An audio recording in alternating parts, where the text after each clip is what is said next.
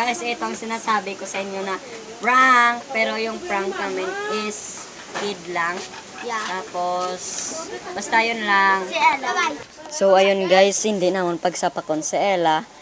Para magibi sa this is our prank. Why did she cry? Hey, Ella, come back here. Ella, come back here. Ave, get her. Ella, what's your problem? Ella. Lami mo. May monster na dael.